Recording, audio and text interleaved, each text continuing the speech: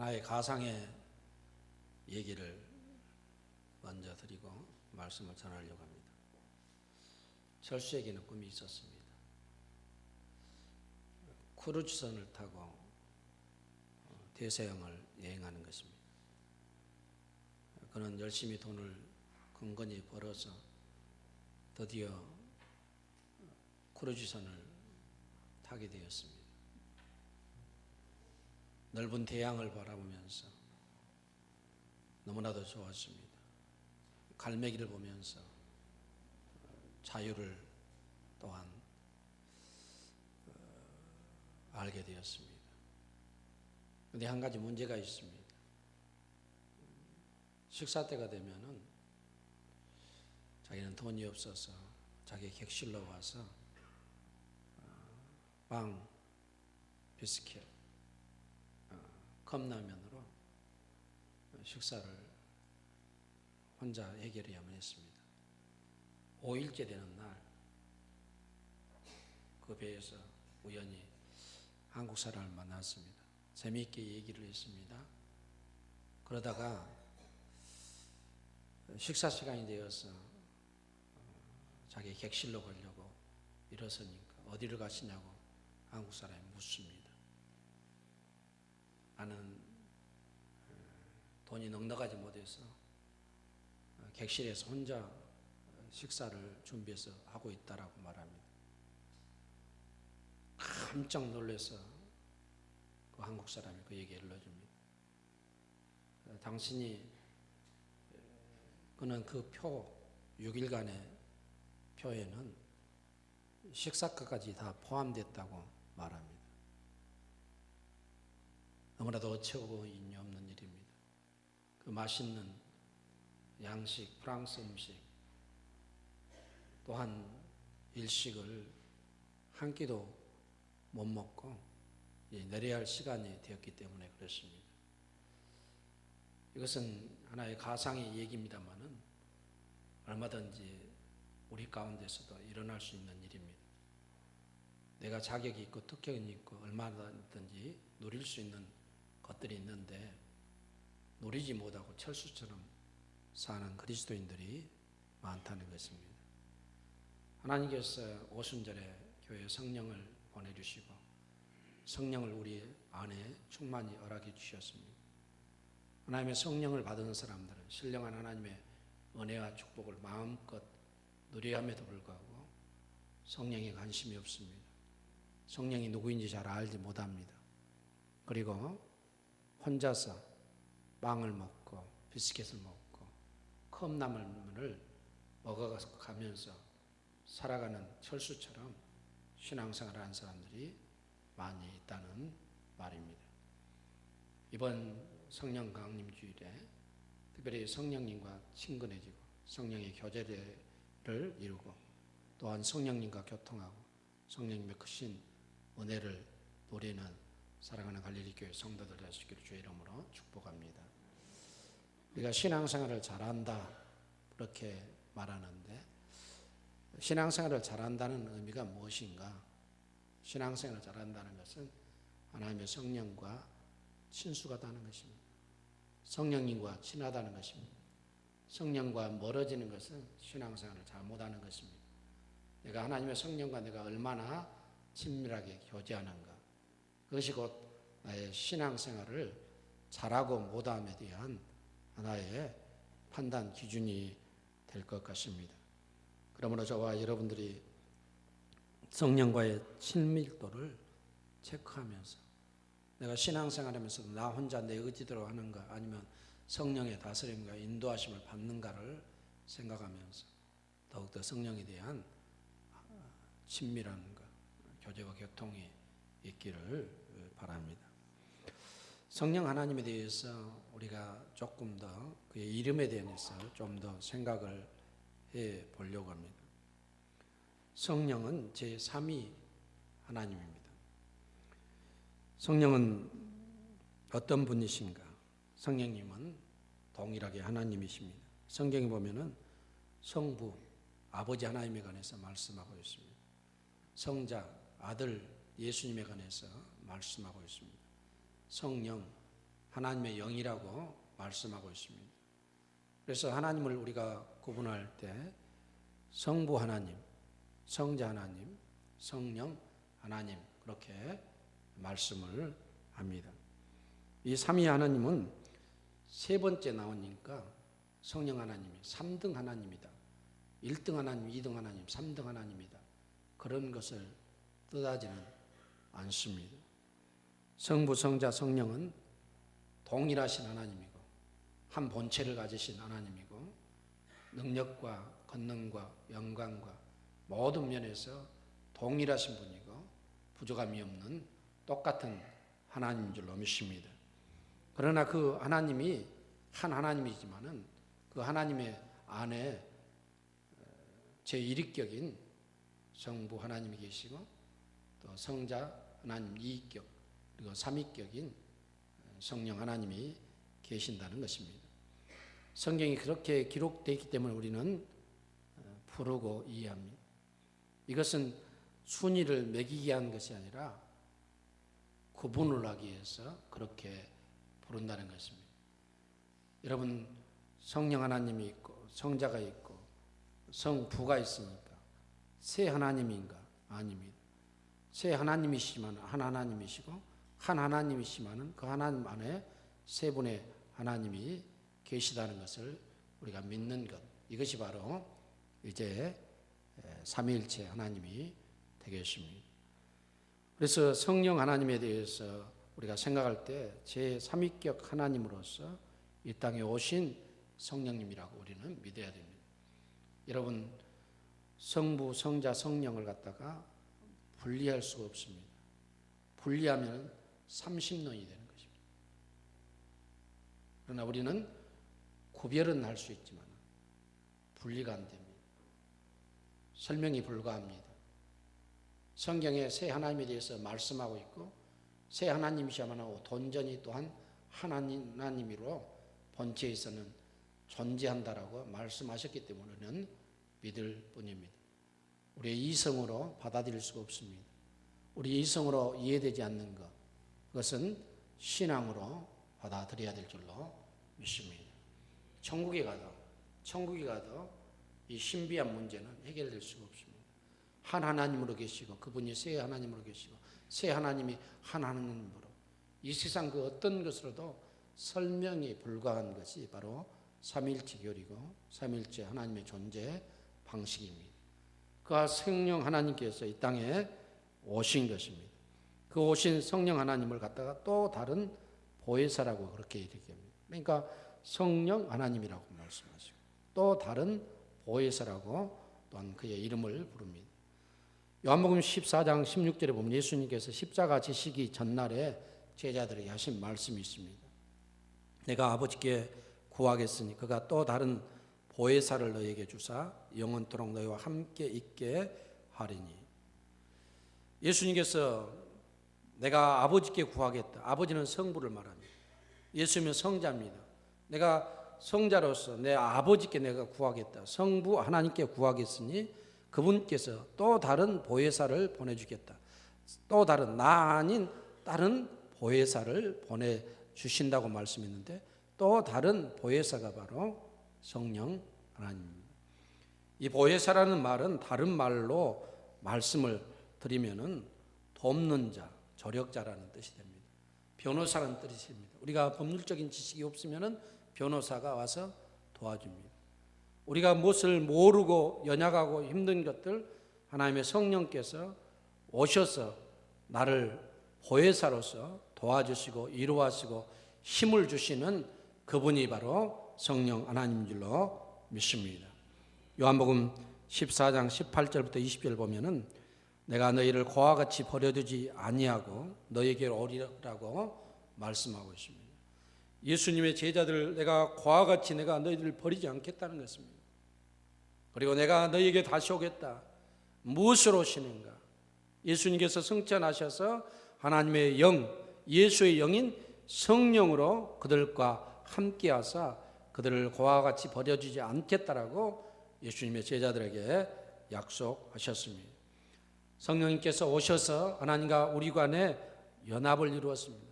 신비한 연합입니다. 하나님과 인간이 어떻게 연합될 수가 있습니까? 하나 될 수가 있습니까? 그러나 하나님의 성령께서 이 일을 하신 줄로 믿습니다. 이 하나님께서 2000년 전에 오셨습니다. 성령이 오순절 다락방에 오늘 충만히 임했다라고 말하고 있습니다. 그 성령께서 오순절 다락방에 충만히 오셨는데 그 오심의 목적이 무엇입니까? 첫째는 구원입니다. 예수를 믿는다. 그래야 우리는 구원을 받는다고 다들 믿습니다. 그럼 예수를 믿는다고 했을 때 그 믿음의 내용이 무엇인가?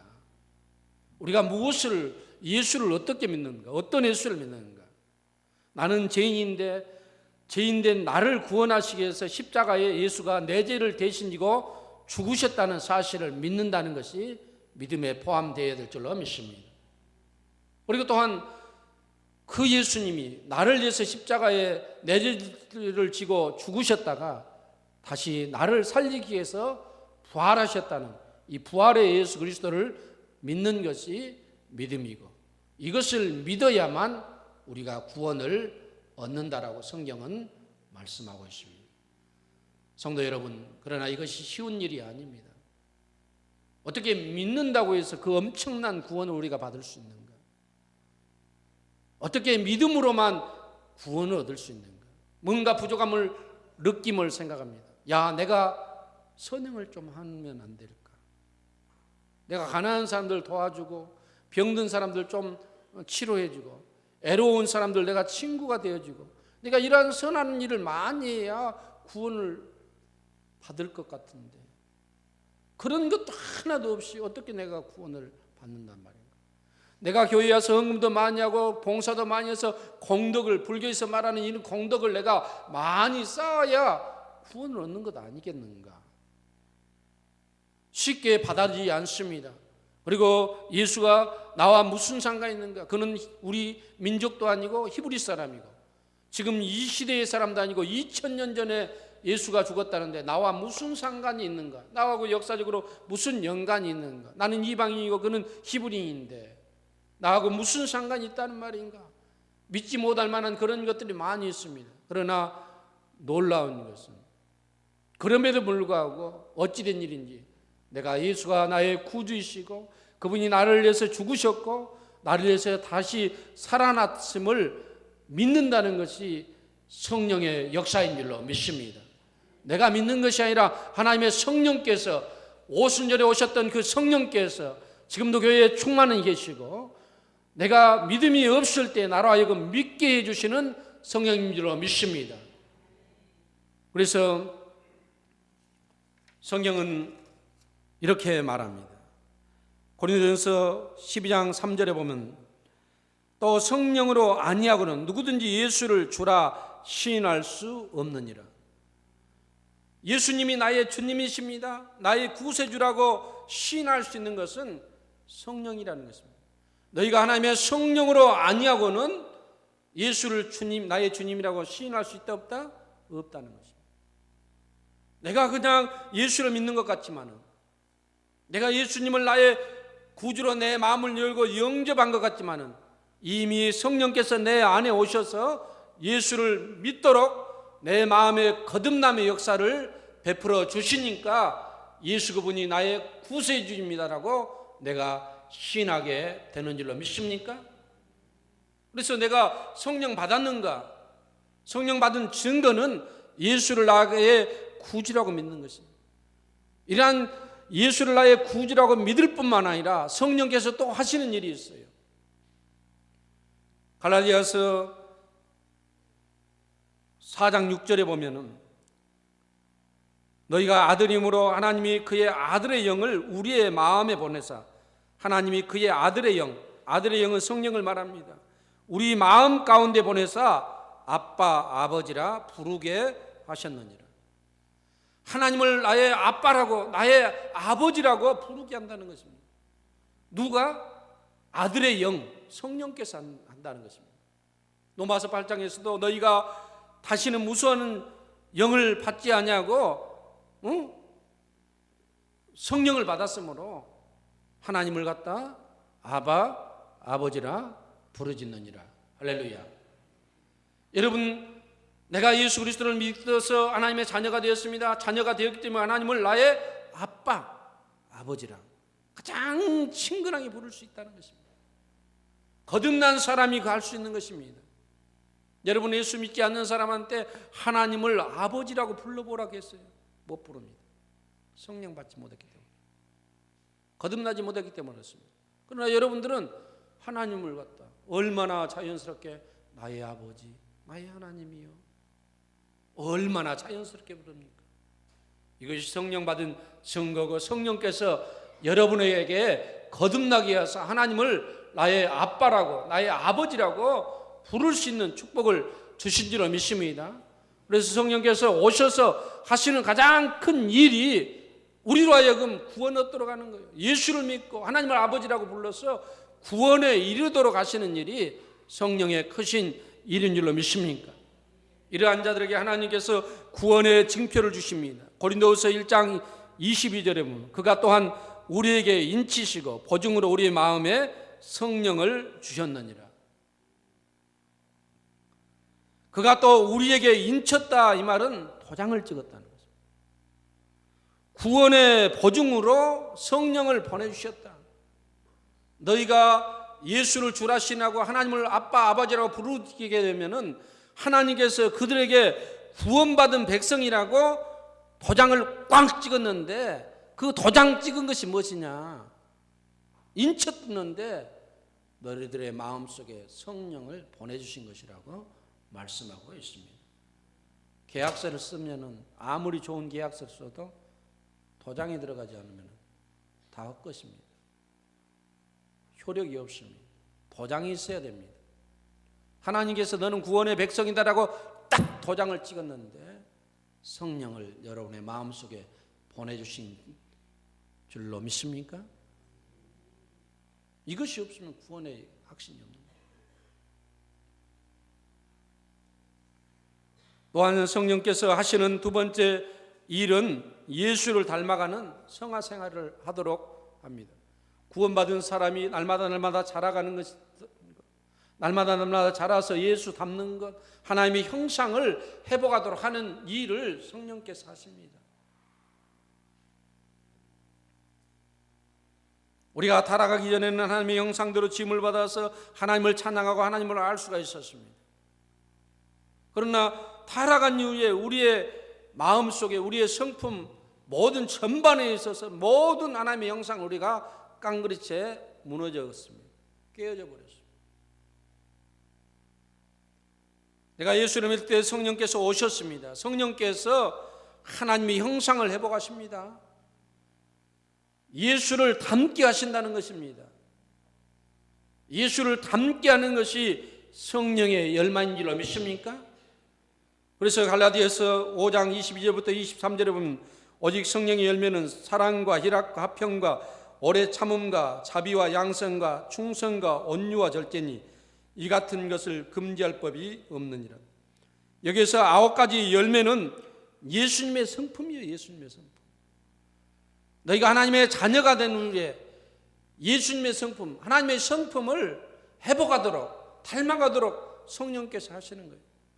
그렇기 때문에 우리는 성령을 충만히 받고 성령의 은혜를 받았으면 성령의 지도를 받아야 되고 성령의 순종을 해야 됩니다. 내 마음대로 예수를 믿고 성령 받은 이후에도 내 마음대로 살게 되면 육체의 정욕을 이룹니다.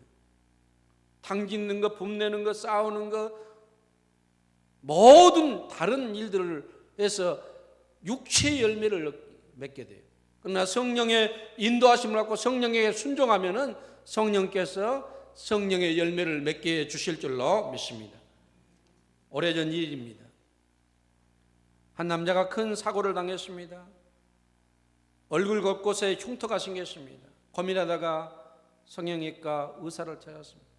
선생님, 제가 사고를 당해서 얼굴이 엉망입니다. 좀 수술해 주기를 바랍니다. 의사가 묻습니다. 어떤 사람의 모습으로 수술을 해드릴까요?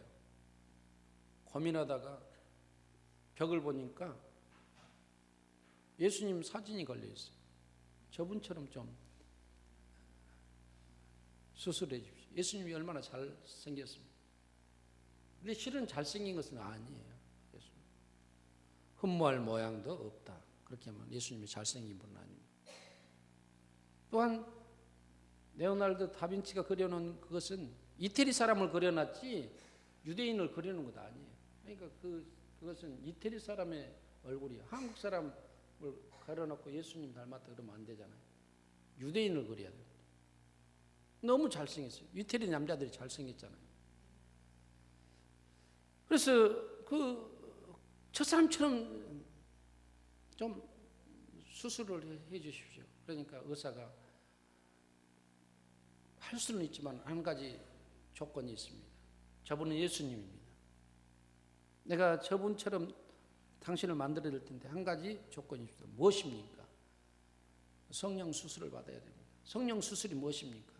예수를 믿으면 성령께서 수술해 주십니다. 내가 예수를 믿겠습니다. 그리고 수술을 했습니다. 여러분, 육체의 수술은 사람이 해도 내 망가져버리고 상처난 내 하나님의 형상은 하나님의 성령께서 오셔서 나를 뜯어 고치시고 치료해 주시고 수술해 주셔야만 하나님의 형상, 예수의 형상을 닮아가게 될 줄로 믿습니다.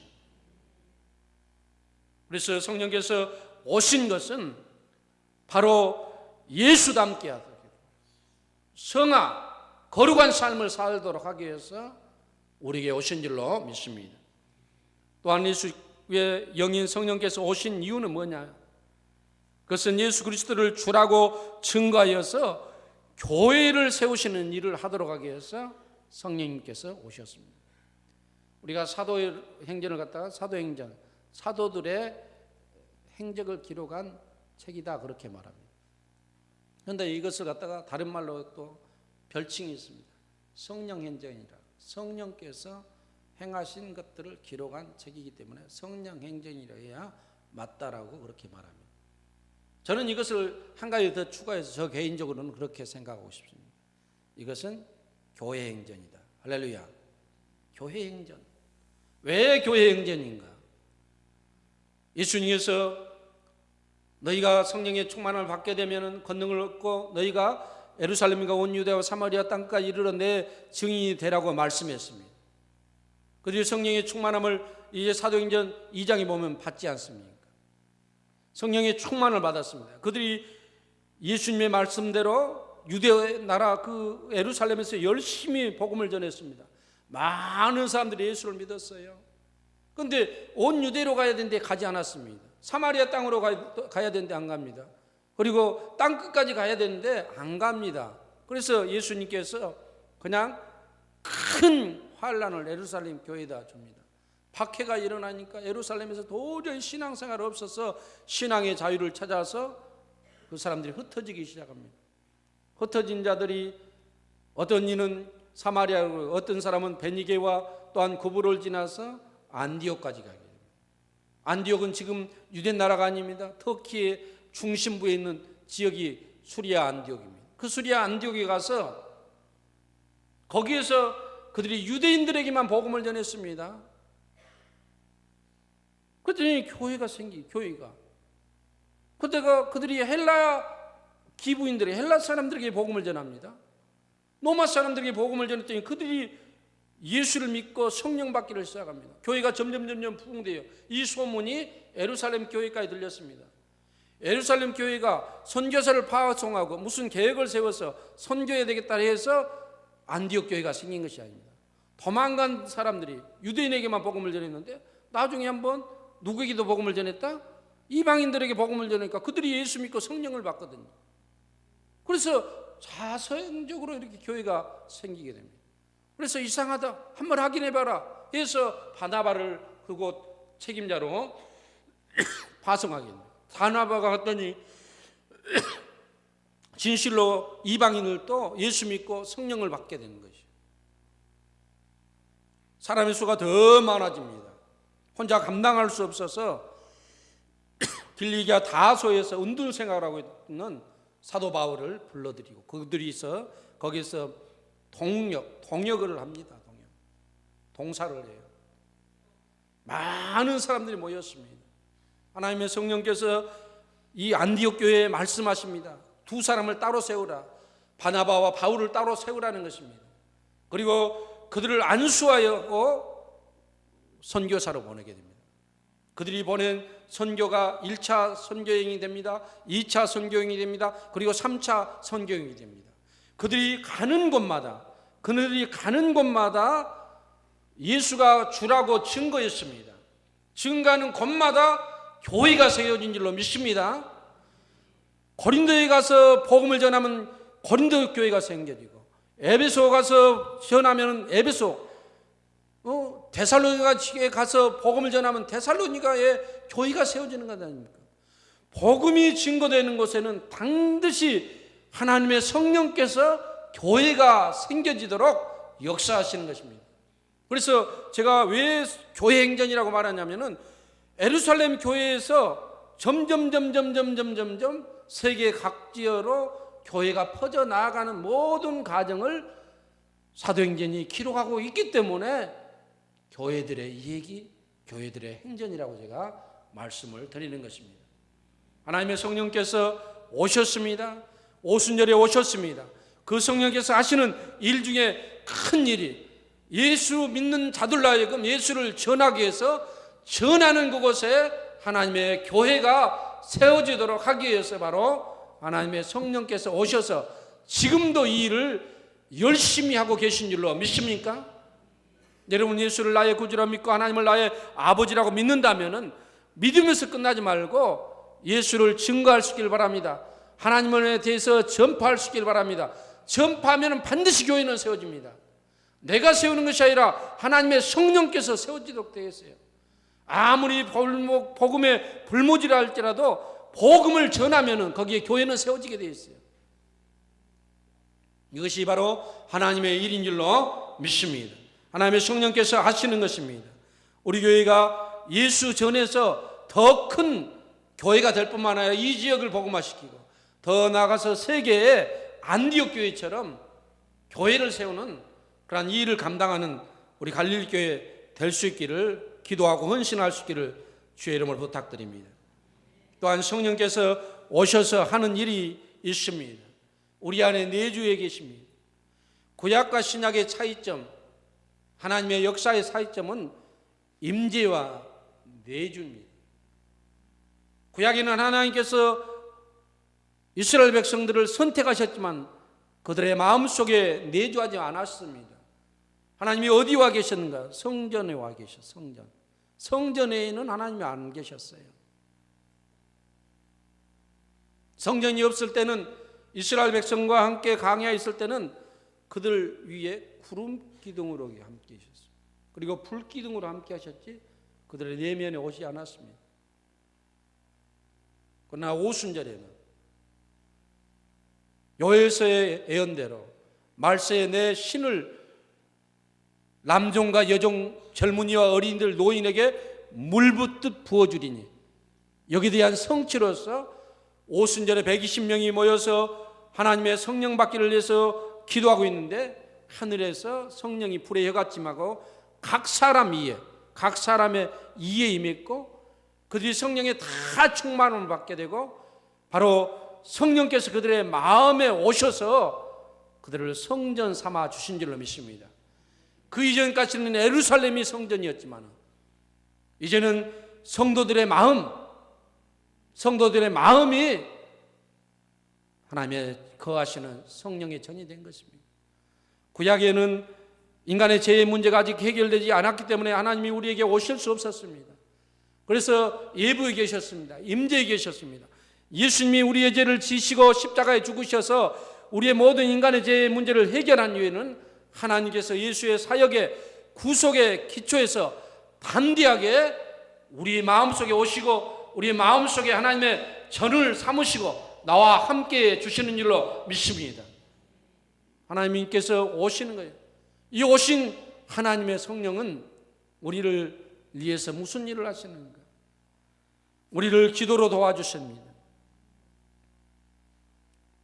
로마서 8장 26절에 보면 이와 같이 성령도 우리의 연약함을 도우시나니 우리는 마땅히 기도할 바를 알지 못하나 오직 성령이 말할 수 없는 탄식으로 우리를 위하여 친히 간구하시느니라. 여러분, 내가 성령을 받았어도 기도해야 되는데, 하나님의 말씀대로 살아야 되는데 기도하지 않거든요. 하나님의 뜻대로 살지 않아요. 내 안에 계신 성령께서 기도하지 않고 나의 연약함 때문에 세상으로 빠져나가는 나를 위해서 친히 말할 수 없는 탄식하면서 나를 위해서 기도하는 거예요. 이 하나님의 탄식의 음성, 성령의 탄식의 기도를 들을 수 있는 성도들 될 수 있기를 주의 이름으로 축원합니다. 나를 위해서 탄식하면서 기도하시는 거예요.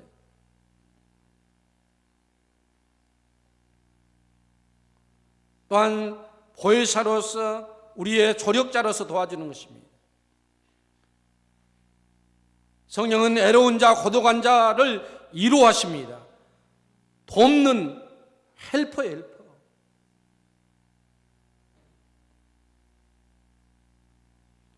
우리의 인생길 나 혼자 가다가 힘들 때 성령이 도와주시고 위로하시는 것입니다. 내 사랑하는 부모, 내 자녀들, 내 남편과 아내는 나를 떠날 수 있어도 하나님은 떠나지 않습니다. 요한복음 14장에서 분명히 말씀하시기를 내가 보내실 보혜사 그가 너희와 영원토록 함께 있게 할 것이요. 할렐루야. 영원토록. 어떤 사람은 예수 믿다 내가 예수를 좀 잘못 믿으면 하나님의 성령이 훌쩍 떠나버린 걸로 생각해요. 아닙니다. 하나님은 떠나지 않습니다. 내 안에 계신 줄로 믿습니까? 내가 사망의 음침한 골짜기에 있어도 나를 말할 수 없는 탄식으로 나를 위해서 내 안에서 기도하시는 분이 하나님의 성령이에요.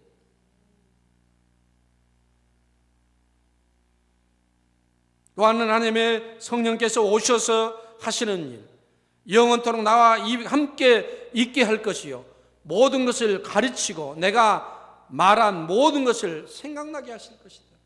하나님의 말씀을 통해서 은혜 받게 하시고 깨닫게 하시고 하나님의 말씀을 통해서 조명해서 우리로 하여금 하나님의 뜻이 무엇인가를 알도록 하시는 하나님, 성령께서 하시는 것이다. 그래서 나를 진리 가운데로 인도해 주시는 하나님의 성령 하나님인 줄로 믿습니다. 이러한 신령한 하나님의 은혜들이 너무나도 많은데 우리는 철수처럼 살고 있어요. 하나님의 은혜를 전혀 누리지 못하고 하나님이 있음을 느끼지도 못할 때요. 그 표 안에 내가 음식값이 이미 지불되었음에도 불구하고 그걸 몰라서 쳐다먹지 못하는 사람 얼마나 바보스럽습니까? 하나님의 성령께서 오셔서 나에게 무한한 신령한 은혜, 신비한 은혜를 주시려고 하시는데 누리지 못하면 못합니까?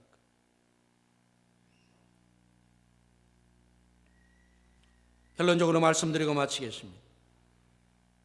2017년 성령 강림주일에 성령님 하나님이 주신 은혜로 구원의 확신을 가질 수 있기를 바랍니다. 성령 받음에 대한 확신을 가질 수 있기를 바랍니다. 그리고 성령의 열매를 맺어 예수의 인격 성화의 삶을 살 수 있기를 바랍니다. 예수가 그리스도라고 전파하고 증거하여서 하나님의 교회를 세우는 일꾼들이 될 수 있기를 바랍니다. 성령 하나님의 내주하심을 믿고 그분과 동행함으로 성령의 위로와 인도하심을 받는 사랑하는 갈릴리교회 성도들 될 수 있기를 간절히 바랍니다. 기도하겠습니다. 하나님 아버지, 우리는